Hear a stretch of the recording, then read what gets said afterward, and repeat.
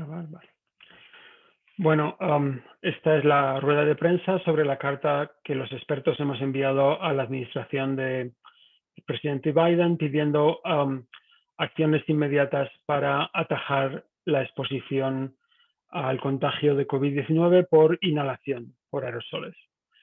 Soy José Luis Jiménez, soy un profesor de Química y Ciencias Ambientales en la Universidad de Colorado en Boulder y soy uno de los 13 firmantes de esta carta. Entonces, los firmantes incluyen gente, por ejemplo, de investigadores prominentes de enfermedades infecciosas como el profesor Michael Osterholm, un epidemiólogo de la Universidad de Minnesota que fue miembro del equipo de transición de Biden, o Robert Shuley, que es el editor, profesor en la Universidad de San Diego y editor de la revista Clinical Infectious Diseases, que es la revista de la Sociedad de Enfermedades Infecciosas de Estados Unidos. Y también de salud laboral, gente como Lisa Brousseau de la Universidad de Minnesota, David Michaels, que fue el director de OSHA, la Organización de Seguridad e Higiene en el Trabajo de Estados Unidos con el presidente Obama y es la persona que ha estado más tiempo en ese cargo. Y otras personas, otros expertos también de aerosoles como Lindsay Marr de Virginia Tech o Kim Prater de la Universidad de California en San Diego. Hasta un total de 13 expertos de alto nivel.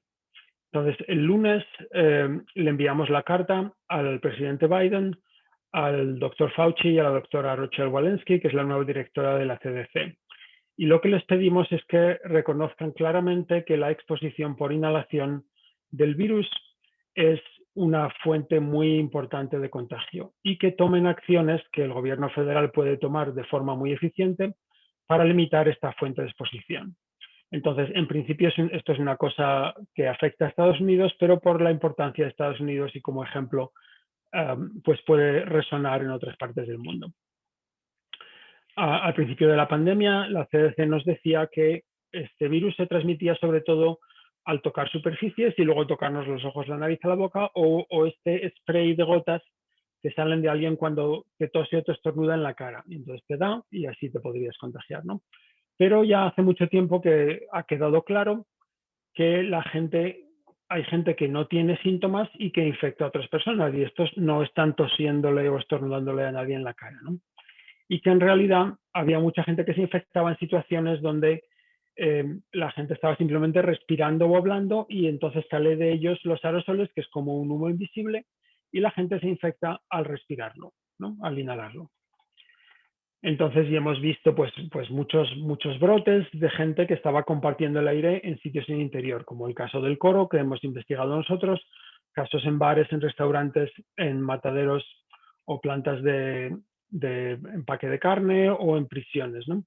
Y la gente se ha infectado cuando estaba cerca, pero también cuando no estaba cerca, en sitios donde había mala ventilación. Y más recientemente hemos visto informes que han sido publicados por la CDC en que incluso estando solo entre 3 y 10 minutos con alguien, y aunque las dos personas llevaban mascarillas quirúrgicas, a pesar de todo se han infectado.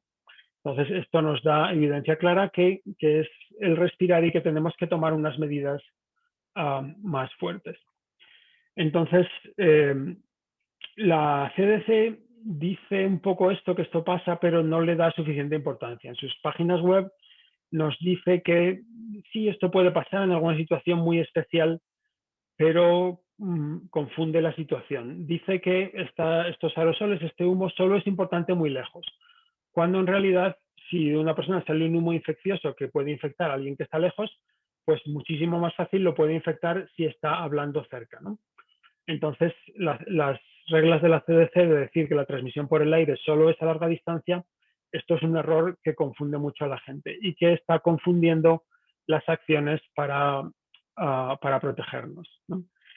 Entonces, la CDC pues tiene que decir mucho más claramente que hay que ventilar, porque ventilar sirve para quitar el virus del aire y entonces estamos respirando menos. Y también es muy útil filtrar el aire. Simplemente un filtro es como una mascarilla que nos ponemos, es un filtro que no nos ponemos, es otra superficie donde se queda el virus y es otra manera de limitar que lo respiremos, ¿no? Y entonces esto es muy importante para limitar la exposición. Y lo siguiente, pues, que las mascarillas sean de mejor calidad. Y entonces, en esto, pues, como diré, pues hay dos escalones de mascarillas, ¿no? Y estos fallos de no decirlo claramente y no poner las medidas claramente están afectando sobre todo a los trabajadores esenciales, la gente con menos recursos, que precisamente no se puede permitir comprarse muchas mascarillas y a lo mejor lleva la misma, lleva una de mala calidad y que trabaja en situaciones donde hay que compartir el aire mucho tiempo, ¿no? Pues trabajadores, como decíamos, en la industria o trabajadores en supermercados o en transporte público y cosas así. Y además ahora pues han surgido varias variantes nuevas, ¿no? Que son algunas como la variante inglesa más contagiosas y otras como la variante sudafricana parece que evaden las vacunas, ¿no? Y estas son las que hemos descubierto hasta ahora. Como hay un gran número de casos, el virus puede seguir mutándose, ¿no? Y puede aparecer la variante española, la variante argentina, o hay varias variantes en Estados Unidos que no se entienden bien, pero puede haber nuevos virus que vayan apareciendo. Pero a corto plazo la variante inglesa es la que es más importante porque se está expandiendo de manera exponencial en muchos países. Allí donde se hacen los test se ve que está creciendo muy deprisa, entonces que estamos bajando los casos, pero en realidad la variante inglesa va subiendo y esto va seguramente a causar una ola nueva en muchos países en estos meses que vienen, mientras todavía no hemos vacunado a suficiente gente para parar esto, ¿no? Entonces, escribimos la carta sobre todo para que se tomen acciones, porque el gobierno federal de Estados Unidos tiene la autoridad y tiene los recursos para producir un cambio radical muy rápidamente en estos casos. Las acciones que le pedimos a la CDC son las siguientes. Primero, que aclare sus guías sobre la transmisión de esta enfermedad y que deje muy claro que la inhalación, el respirar el aire, es una forma muy importante como se transmite este virus, y que diga que la transmisión por superficies es poco importante, para que dejemos de desperdiciar dinero en desinfectantes y en cosas que se está malgastando mucho dinero. También pedimos que se diga claramente que las acciones para limitar la exposición por inhalación son muy importantes, como la ventilación y la filtración. Y que estas medidas sean obligatorias en los espacios de trabajo y también se propongan en sitios como las casas. Luego, trabajar con OSHA para que las mascarillas de alta calidad, los respiradores médicos o mascarillas N95, FFP2, sean obligatorias en todos los trabajos de alto riesgo. Esto incluye los trabajadores de la salud y los trabajadores esenciales en situaciones que son propicias al contagio por el aire, como por ejemplo en los mataderos, en las prisiones, y entonces OSHA es la que debe decidir exactamente en qué sitios estos se requieren. Y que se entrene a los trabajadores en cómo llevar estas mascarillas y cómo ajustárselas a la cara bien. Y también para sitios que son menos peligrosos y para el público en general, se ha publicado un estándar de ASTM, la Sociedad Norteamericana de Test y Materiales, que establece niveles de test y niveles de qué bien funcionan, de cómo bien funcionan las mascarillas que no son de tipo médico. Y entonces pedimos que este estándar se adopte por la administración y que sea obligatorio que las mascarillas que uno compra diga esta es una mascarilla de nivel 1, esta es una mascarilla de nivel 2, para que la gente sepa lo que está comprando. Y además que se active la ley de producción de defensa para producir en gran cantidad las mascarillas de mejor calidad para el público y también las mascarillas médicas para el personal médico y el personal de los trabajadores de alto riesgo. Y esto se puede hacer y hay una gran capacidad en Estados Unidos de producir docenas de millones de mascarillas, pero hace falta que el gobierno federal se involucre. Entonces, con el presidente Biden, el país, Estados Unidos, se está moviendo adelante a luchar contra esta pandemia con las vacunas que van más deprisa, y está insistiendo en el uso de las mascarillas y reconociendo que los hispanos y la gente de color tiene mucho más impacto sobre el virus. Pero esto no va a ser suficientemente eficaz si seguimos sin decir claramente cómo nos contagiamos y sin promulgar que se apliquen en todas partes las medidas que son importantes para protegernos del contagio del virus. Bueno, pues muchas gracias y puedo responder a sus preguntas. Profesor, más allá de que el CDC, mejor dicho, la Casa Blanca los escuche y el CDC de alguna forma actualice sus normas, más allá de esto, lo que usted y el resto de científicos están diciendo es que hay que buscar un enfoque completamente diferente al que hemos manejado durante un año para combatir la pandemia, porque por lo menos en este país se sigue pensando mucho. De hecho, le muestro, yo ando con la botellita de alcohol en la mano, que mientras más spray pongamos y más alcohol pongamos, más a salvo estamos. Y se hace muy poco hincapié en qué tan importante es tener la mascarilla bien puesta, la mascarilla adecuada, la ventilación. O sea, de lo que usted habla es de un enfoque absolutamente distinto para salvar vidas de alguna forma.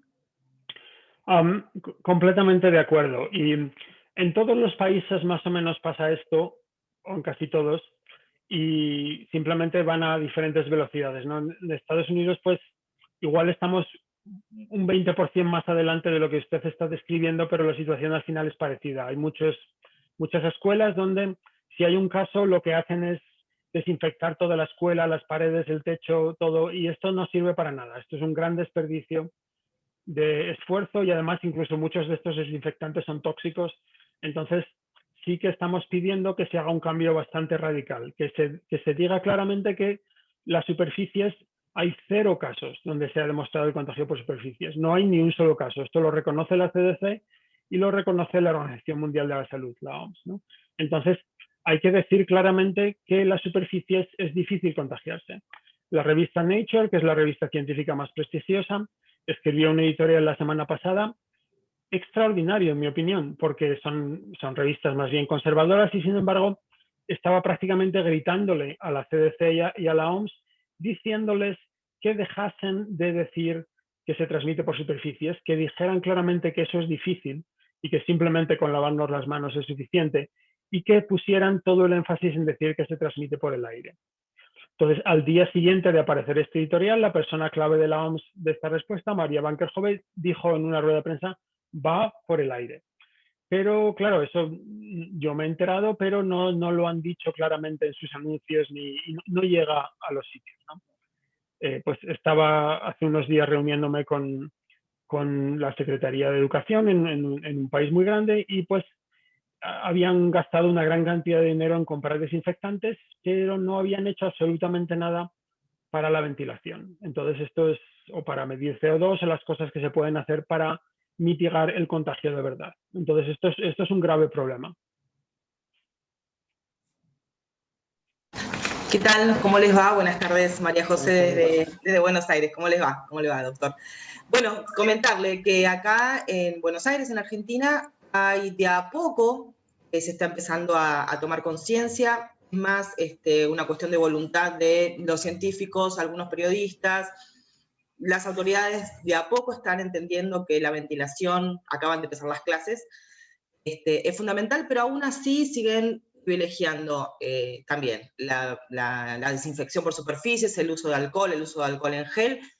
Incluso en la ciudad de Buenos Aires han puesto filtros cepa en aulas que no tienen ventanas. Y bueno, estamos tratando de hacer hincapié en lo importante de que haya ventilación cruzada y de que la medición por CO2 es una herramienta fundamental como para limitar y minimizar contagios. Pero bueno, es una lucha medio desigual, porque después, como decía la colega, de un año de estar haciendo hincapié en que el contagio es por superficies y desparramando lavandina por todos lados, es difícil volver atrás. Es muy complicado si las autoridades o si alguien de referencia no hace hincapié en esto. Sí, completamente de acuerdo. Que el problema al final es que, pues, lo he descrito alguna vez como diciendo que la OMS, aunque la OMS no dice, no tiene la autoridad para decirle a Argentina, ustedes tienen que hacer esto y Argentina tiene que obedecer. Ellos dan guías y el Claro. seguimiento es voluntario, ¿no? Argentina puede decidir hacer otra cosa o España o quien sea, ¿no? Pues Ujú. bueno, Estados Unidos, por supuesto. Pero entonces lo que pasa en realidad, a pesar de que no tiene obligación, es que la Organización Mundial de la Salud tiene como una dictadura intelectual. Entonces, aunque no tienen los países la obligación de seguirlos, al final lo que dice la OMS se sigue a pies juntillas en todas partes, ¿no? Nadie se atreve a desviarse de lo que dice la OMS, ¿no? Si la OMS lo dice, los políticos no se pueden resistir. Pero si la OMS no lo dice, es muy difícil que dentro de un país hagan cosas más estrictas, ¿no? Porque siempre va a haber gente que se opone y si la OMS no lo dice, ¿por qué lo vas a hacer, no? Entonces, es lamentable y la OMS, por dos razones que explicaré en un momento, va muchos meses por detrás de la evidencia y todavía no lo ha dicho claramente, ¿no? La OMS dijo el 28 de marzo, dijo a bombo y platillo que este virus no va por el aire y que decir que va por el aire es desinformación. Y esto todavía está en su página web y nunca se han desdicho. Y puso un gran énfasis en las superficies y en si alguien te tose o te estornuda en la cara, ¿no? Y esto ha llegado a todas partes, como ustedes saben, y el otro mensaje pues no ha llegado. Lo decimos muchos científicos y lo dicen algunos organismos de menor nivel, pero esto, claro, es como tratar de cambiar las cosas por abajo, llegas a donde llegas, ¿no? Pero el mensaje al final efectivo es el que va por arriba y por eso estamos pidiendo a la CDC que reconozca esto de una vez, ¿no? ¿Por qué la CDC y sobre todo la OMS están tan desfasados, ¿no? Por dos razones. Una es una razón histórica. En 1910, un investigador muy importante, Charles Chapin, escribió un libro donde dijo que es casi imposible contagiarse de cualquier enfermedad por el aire. Esto, a la vez, hizo unos descubrimientos y entonces se convirtió en el libro de texto de la epidemiología de las enfermedades infecciosas. Entonces, desde 1910, cuando alguien dice esta enfermedad se transmite por el aire, la comunidad médica dice esto es imposible y hacen falta un nivel de pruebas altísimo, ¿no? Entonces, durante el siglo XX se ha podido demostrar, después de 40 años para la tuberculosis, después de 75 años para el sarampión y después de 70 años para la viruela. Entonces, estuvieron negando y ahora nos dicen el sarampión es que la COVID no va por el aire porque no es como el sarampión. Uno pensaría, pues, claro, la comunidad médica en cuanto vio el sarampión se dio cuenta que esta sí iba por el aire, ¿no? Pero en realidad, hasta 1985 estuvieron diciendo que era una enfermedad de gotas y superficies, como dicen ahora de la COVID, ¿no? Entonces hay este error histórico que les es muy, muy difícil porque realmente es que llevan muchos años así, ¿no? Y vemos que los libros de texto de medicina tienen información que no es consistente con las leyes de la física. Tienen unos errores tremendos, ¿no? Pero llevan así mucho tiempo y es muy difícil que penetre esa información. Esa es la primera razón, la razón histórica. La segunda razón es una razón práctica, ¿no? Que tiene miedo la OMS que si dicen que hace falta que hacen falta mejores mascarillas, que no hay suficientes, sobre todo en los países con menos recursos, pero esto es un error. La salud pública tiene que seguir a la ciencia, tiene que decir lo que es verdad. Y luego el conseguir suficientes mascarillas es un problema técnico, económico, ingenieril, ¿no? Pero claro, ¿qué pasa? Si lo niegas, las mascarillas tampoco se producen, ¿no? Entonces, precisamente es lo que estamos diciendo a Estados Unidos. En un año, el mundo podría estar produciendo mascarillas de alta calidad para ponernos una todos los días si lo que hiciera falta, ¿no? Pero esto no se ha hecho y es por un error, por basar la política en cosas prácticas en vez de seguir a la ciencia. Y finalmente el mayor problema es que como la gente no lo sabe, tampoco sabe cómo protegerse adecuadamente, porque claro, por lo menos aquí vemos a la gente con mascarillas, pero las mascarillas por debajo de la nariz o con los huecos que te dejan aquí la mascarilla quirúrgica, nadie hace hincapié realmente en lo importante que es que la mascarilla selle bien y creería que de alguna forma, si los CDC o si la OMS lo reconociera, pues colaboraría a esto, ¿no? Sí, es muy importante, como dice usted, que se explique cómo se transmite el virus, ¿no? Un problema muy gordo de la CDC y la OMS es que están diciéndole a la gente qué tiene que hacer, pero no le están diciendo por qué. Christian Drosten, que es un virólogo alemán, el asesor más importante de Angela Merkel en este tema, él lo ha dicho muchas veces. Hay que decir que se transmite por el aire como un humo, porque una vez que la gente lo entiende, se puede proteger. Si le estamos diciendo a la gente, esta semana hay que ponerse la mascarilla así, la semana siguiente tal, ahora 2 mascarillas tal, pero no le explicamos por qué, pues al final es una cosa muy confusa, ¿no? Hay muchos mensajes que van cambiando y la gente no entiende por qué, ¿no? Entonces, hay que llevarse mascarilla, pues bueno, a lo mejor debajo de la nariz da igual, ¿no? Sin embargo, si tú explicas, no, esto es como un humo que queda flotando y tú lo que quieres es que todo el aire que respiras pase por este filtro de la mascarilla, la gente lo entiende mucho mejor, ¿no? Entonces, esta es una de las dos cosas. Pedimos medidas prácticas, pero pedimos que lo expliquen, ¿no? Porque si lo explicasen, realmente la gente lo entendería mucho mejor.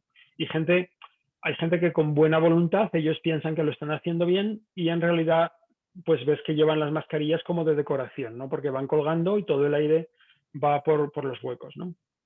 Ahora, pienso en cosas de la vida diaria, como por ejemplo el retorno a clases. Aquí en Ecuador todavía eso no se plantea, pero de alguna forma, en lugar de pensar en que los chicos vayan a un aula con una mascarilla, bueno, la mascarilla sí, pero con el resto de protecciones, desinfectando el pupitre, tal vez lo ideal sería que las bancas estuvieran fuera del aula, en un sitio más ventilado, es decir, el enfoque debería ser completamente diferente.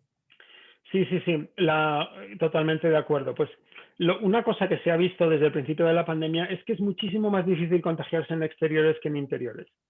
Al aire libre hay entre 20 y 100 veces menos contagios que en interiores. Al aire libre hay contagios, pero son casi todos cuando hay dos personas hablando cerca sin mascarilla, ¿no? Si mantienes la distancia con mascarilla en exteriores es casi imposible contagiarse. Entonces, en los sitios que es posible hacer actividades al aire libre, todos los días que se pueda, todas las actividades que se pueda, se deberían hacer al aire libre, ¿no? Entonces, a lo mejor en Ecuador hay unos ciertas ciudades que los días que el clima es bueno, esto se pueden hacer las clases al aire libre, ¿no? Las que se puedan. Esto sería muchísimo mejor que cualquier cosa que puedes hacer en un aula, ¿no? Pero si, bueno, si por un día está lloviendo o no hay suficiente espacio, lo que sea, hay que hacer cosas en el aula, pues esos días hay que tener las ventanas parcialmente abiertas todo el tiempo, ¿no? Para que vaya ventilando el aire.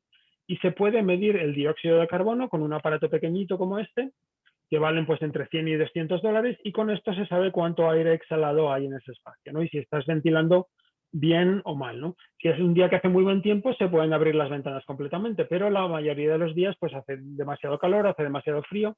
Entonces, con un aparato como este, tú puedes saber que tienes las ventanas abiertas lo suficiente, pero no demasiado, ¿no? Y se ve, por ejemplo, muchos colaboradores en España, Estados Unidos, en Australia nos están contando que pueden abrir las ventanas en situaciones que el clima es difícil y ventilar sin pasar mucho frío, mucho calor, ¿no? Entonces, todo este tipo de medidas se deberían impulsar, ¿no? Y también, pues, el ajuste de las mascarillas, pues, una vez que la gente lo entiende, pues lo puede poner en práctica. Tengo un familiar que es profesor en España, ¿no? Una escuela secundaria, y entonces el primer día de clase dedicó su clase al ajuste de la mascarilla.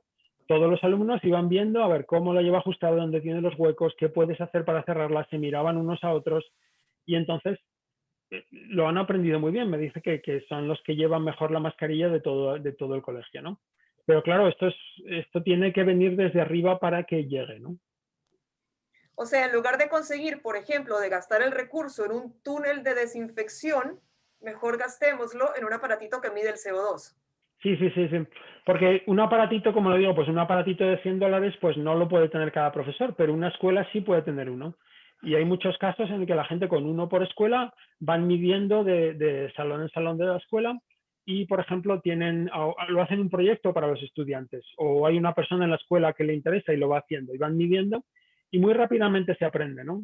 Pues bueno, en este salón, un día que no haga viento hay que abrir así y tal, uno va midiendo y va verificando, pero es fácil de hacer. Y los estudiantes, la verdad que cuando se lo explicas a los estudiantes, se lo toman a veces más en serio que los profesores y se aseguran de que esto funcione, ¿no? Y es una cosa que se puede hacer con un coste muy limitado, ¿no? Y si no, pues la ventilación es un tema, si no, muy técnico, ¿no? Si uno lo quiere medir, digamos, como hacen los especialistas en ventilación, es una cosa muy difícil y muy confusa. Sí, José Luis, buenas tardes.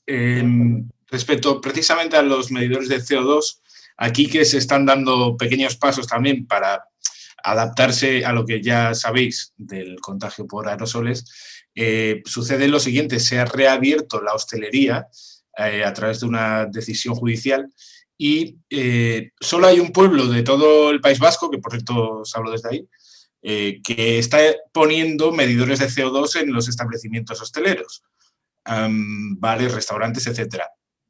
Así como el resto de bares de todo, digamos, la comunidad, no lo está haciendo. ¿Cómo de importante sería en un bar, en un interior, tener un medidor de CO2 y crees que deberían ponerse a ello?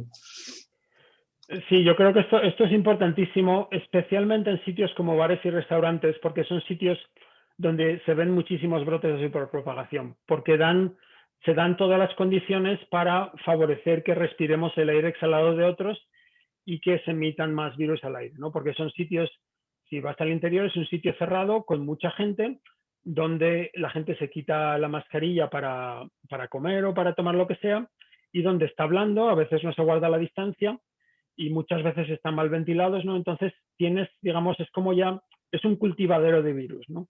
Entonces en sitios, en situaciones en las que hay muchos casos, pues son sitios peligrosos, ¿no? Entonces, cuando se dan normas como decir, bueno, pues se pueden abrir los bares y restaurantes y puede ir el 25% o el 50% de la gente.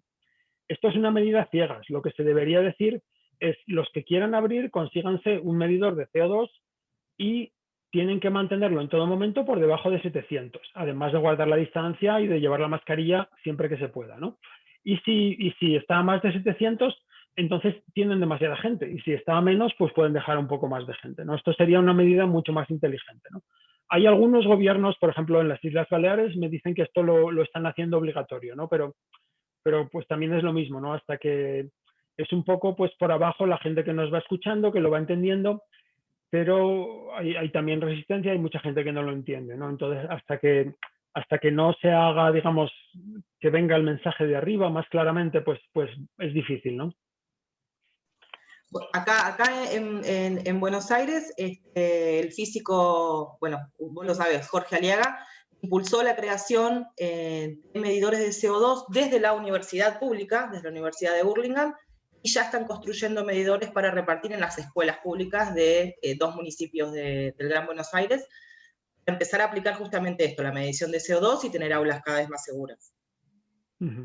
Sí, esto es sí, hemos hablado bastante con Jorge, esto es una gran medida, ¿no? Porque además, pues medidores de CO2, como le digo, uno los puede comprar, pues este vale $200, hay otros que valen 100, pero si uno los fabrica uno mismo, y esto es una actividad que muchas escuelas de ingeniería, por ejemplo, lo pueden hacer, como en el caso de Jorge, se pueden fabricar a la mitad de coste, ¿no? Entonces, y además es una actividad que se aprende y es o se puede fomentar la industria a nivel local.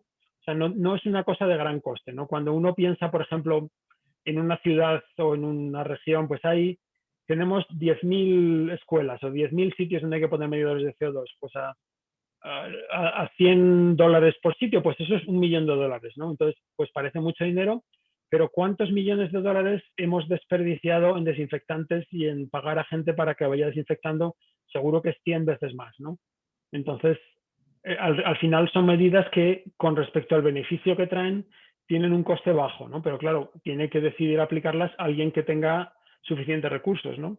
Si no, pues lo que va pasando, pues lo vamos diciendo y hay profesores que se compran su medidor o hay gente que se compra su medidor porque no se escucha. Hicimos una campaña en GoFundMe para sacar dinero y yo he donado bastantes y hemos conseguido donar 52 a 8 países o me parece que o 9 o 10 países.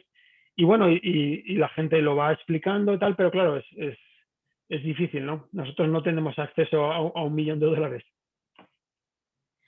Profesor, creo que de alguna forma también es importante, pues en vista de este nuevo enfoque, decir cuáles son las actividades más peligrosas o lo que más genera aerosoles. En algún momento lo escuché a usted decir que mientras más fuerte se hable, más aerosoles se generan. Cantar genera muchos aerosoles, me gustaría entenderlo. Sí, esto es correcto, sí.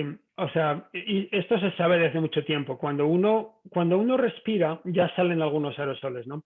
Pero cuando uno habla, salen como 10 veces más. Y cuando uno grita o canta fuerte, pues salen 50 veces más, ¿no?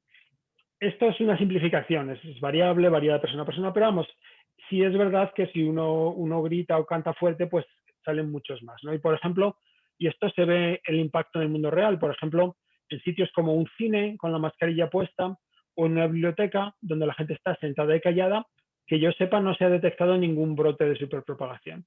Sin embargo, brotes de coros sin mascarilla, pues hay varias docenas, ¿no? Nosotros estudiamos el caso de Skagit, uno de los primeros, que es un caso clarísimo, solo se pueden haber contagiado 52 personas por el aire, pero hay casos en muchos países, ¿no? En Holanda, en España, en Francia, en Canadá, en Estados Unidos, y bueno, hay muchísimos, ¿no? Entonces, y lo mismo en los bares donde la gente, a veces la música está fuerte, la gente tiene que hablar fuerte para entenderse, pues hay muchísimos brotes, ¿no? Hay un caso en Estados Unidos, en Michigan, donde se contagiaron más de 200 personas en un bar, ¿no? Entonces, está muy claro que además, pues una medida adicional, pues decir, en sitios donde compartimos el aire, donde no necesitamos hablar, como por ejemplo en el transporte público, se debería fomentar el silencio, ¿no? Que la gente no vaya hablando por el móvil o hablando tal, sino que simplemente estén en silencio en el tiempo que están en el transporte público, ¿no? Dentro de lo posible. Muchas gracias. Me preocupa mucho escuchar lo que me acaba de decir porque nosotros acabamos de pasar una festividad aquí en Guayaquil, en Ecuador, las festividades de carnaval, en donde la gente se desmandó, hubo muchísimas aglomeraciones, la gente bailó, celebró, y bueno, estamos esperando el rebrote, básicamente. ¿Al aire libre o en interiores? Ambas. Ambos. Al aire libre es menos peligroso, es más bien, al aire libre es la gente que tienes muy cerca, ¿no? Porque si no el aire se va diluyendo, ¿no? Pero en interiores es peligroso, sobre todo si son interiores con mucha gente mal ventilado, esto puede causar brotes. También hay una cosa que es una enfermedad muy variable, ¿no? Y sabemos por qué, porque hubo un estudio en China donde midieron cuántos virus salían de la gente que estaba enferma, ¿no? Y vieron que de las 3/4 partes de la gente no salía ningún virus, era indetectable. Pero del 25% de la gente salía como media 1 millón de virus por hora. Pero de algunos salían 100.000 y de otros salían 10 millones, ¿no? Entonces es muy variable, ¿no? Y entonces también además había gente que le midieron una vez y salía el virus y le midieron otra vez y no salía el virus. Entonces, por eso se ven estos casos, a veces hay una persona infectada en una casa durmiendo con su esposo y no se contagian, porque seguramente es una persona que no le está saliendo virus del aire. Y sin embargo, otra vez hay un coro o una cosa y se contagian un montón, ¿no? Entonces, a veces cuando queremos entender la dinámica de la enfermedad en una ciudad o tal, pues depende si tienes la buena o la mala suerte de tener un caso de estos explosivo, ¿no? Y se ve bien, por ejemplo, en el estado de Maine, en Estados Unidos, hubo un caso en una boda donde se infectaron 37 y luego contagiaron a un montón de gente y había muy pocos casos y lo pudieron seguir. Me parece que al final llegaron a 200, ¿no? Y entonces, hubo más casos solo por ese caso de superpropagación que todo lo demás que pasaba en todo el estado, ¿no? Entonces uno puede tener mala suerte, ¿no? En Ecuador, según entiendo, al principio de la pandemia llegó alguien de España y hubo una gran explosión de casos, una situación tremenda, ¿no? Y seguramente, pues, yo no lo sé, pero lo que pasó es, pues, llegó esta persona o ella misma o alguien contagió, tuvo la mala suerte de ir a un sitio donde había 100 personas, contagiar a los 100 y crear una gran explosión de casos al mismo tiempo, ¿no? O incluso que esto pasase varias veces, ¿no? Mientras que hay otras veces que otra ciudad, otra región, pues tiene suerte, no hacen las cosas mal, pero no explotan los casos, ¿no? Y es por esto, porque es como, esta enfermedad es como un incendio a cámara lenta, no va quemando, pero le cuesta, porque la mayoría de la gente no contagia, la mayoría de la gente no contagia, ¿no? Pero de repente como que llega un explosivo, ¡kabum!, se forma una gran explosión y se aviva el incendio de una manera, y claro, entonces es difícil a veces entender por qué, qué medidas uno toma que tienen, porque es una enfermedad, como le digo, muy variable, ¿no? Muchas gracias. Creo que acaba de sumarse un colega. ¿Hay alguna pregunta más? No de mi parte, José Luis, muchísimas gracias. De mucha utilidad todo lo dicho y bueno, lo pondremos en el noticiero hoy. Muchísimas gracias. De acuerdo, muchas gracias. Mi parte también, muchas gracias. De acuerdo, gracias, María. No sé si veo que Jaime y Giorgio están conectados, no sé si tienen alguna pregunta, si no, pues... Hola, profesor. Disculpe, no sé si puedo, después de los periodistas profesionales, solamente desde una fundación hacer una consulta. De acuerdo. No, José, no tengo preguntas. De acuerdo, Jaime. ¿Qué me cuentas? ¿Qué me preguntas? Gracias, gusto saludarlo. Desde Chile, nosotros observamos con preocupación que profesionales que trabajan en organismos regulatorios en Chile se dicen o se declaran amordazados, porque las autoridades políticas tienen agendas propias y para no incorporar lo que los científicos han revelado, esos profesionales se les impide que desarrollen su labor regulatoria. Esto desde marzo del año pasado. yo puedo imaginarme, ya, con todo respeto, que en la mayor parte de nuestros países latinoamericanos esto tiende a ocurrir de esa manera. Entonces, nosotros desde una campaña que hemos llamado Aire y Vida 2021 aquí en Chile, que es hermana, ¿no es cierto?, o hija de COVID is Airborne, y con la ayuda de Aireamos, ¿no es cierto? Nosotros lo que estamos haciendo a partir de ahora, justamente con el ejemplo de ustedes, los científicos, al gobierno de Estados Unidos, que le han dirigido una carta, vamos a hacer lo propio. Vamos a escribirle a los organismos regulatorios, por ejemplo, el Instituto de Salud Pública, el Ministerio de Salud, la Superintendencia de Seguridad Social, que regula el tema de salud laboral. Vamos a escribirle una carta en términos muy similares, profesor, de lo que ustedes han sido capaces de elaborar, que agradecemos el ejemplo nuevamente, para alentar desde fuera a esos profesionales a que dentro de las instituciones regulatorias entonces puedan sacarse la mordaza y generar los documentos de trabajo, las notas técnicas y los cambios en las regulaciones nacionales que los trabajadores y el resto de la sociedad requieren. Se lo comento justo cuando en Chile se discute la vuelta a clases, en condiciones en que el plan paso a paso no incluye la transmisión aérea en ninguna de sus formas. Y entonces nosotros creemos que la responsabilidad técnica, pero también ética, pasa a estar en aquellos gente que trabaja en organismos regulatorios, quizás impulsado un poquito con un empujoncito de parte de la sociedad civil. Eso quería compartirle y hacerle la consulta, ¿cómo lo ve usted desde allá? De acuerdo, la situación que describen se está dando prácticamente en todas partes, ¿no? Hablamos con gente que trabaja dentro de la OMS o dentro de la CDC o dentro de los ministerios en España y de otros países. En Latinoamérica también he hablado con mucha gente y prácticamente siempre es la misma historia. Ellos nos entienden y están de acuerdo, pero ellos no son los que mandan. Al final o mandan los políticos o mandan algunos epidemiólogos, digamos, de estos que están confundidos por la historia, que esto les parece muy improbable, ¿no? Y pues lamentablemente obstaculizan que se tomen medidas y que se acepte lo que está pasando en realidad. Entonces, lo que me explica gente que a lo mejor sabe más que yo de estos temas, pues es que así es como se consiguen cambios, ¿no? Uno hace presión desde afuera y una de las cosas que uno está consiguiendo es darles espacio para respirar a los aliados que están dentro de las instituciones que pueden llevar al cambio, ¿no? Entonces, eso es parte de lo que estamos haciendo, pues hablamos directamente con ellos, muchas veces casi siempre en privado, a veces les mandamos una carta pública, como en este caso, y también simplemente hablamos con la población y con la prensa a través de los medios, a través de Twitter, y para que tratar de crear ese espacio para que pueda cambiar la cosa, ¿no? Y van cambiando las cosas en muchos sitios. Como decía, pues hay localidades, ciudades, hay regiones que van cambiando, como nos decía el periodista del País Vasco, hay sitios donde se van moviendo las cosas en la dirección adecuada, ¿no? Pero claro, para que se muevan a nivel de un país, pues hacen falta que los ministerios sean los que cambien, ¿no?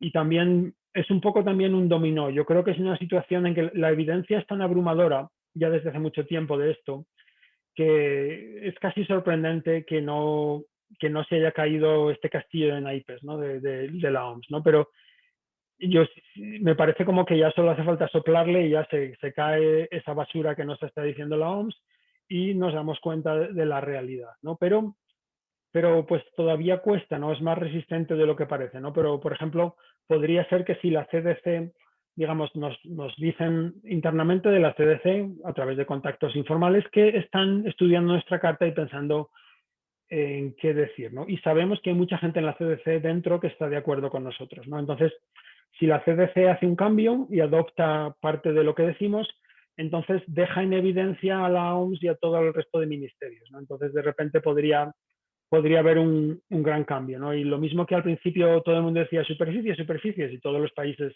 superficies, desinfectar, pues podría pasar lo mismo, ¿no? Pero claro, no hay garantía, hay que seguir intentándolo a ver si lo conseguimos. De acuerdo. Bueno, pues no sé si tienen alguna pregunta más, si no, pues muchas gracias por su tiempo y como les digo, pondré la grabación y les mando un correo donde se pueden bajar la grabación y la pueden usar como ustedes estimen conveniente. Y después, más tarde, la pondré también en mi canal de YouTube, pero eso le daré hasta esta noche para que tengan tiempo de usarla ustedes primero. ¿De acuerdo? Bueno, pues que tengan un buen día y cuídense.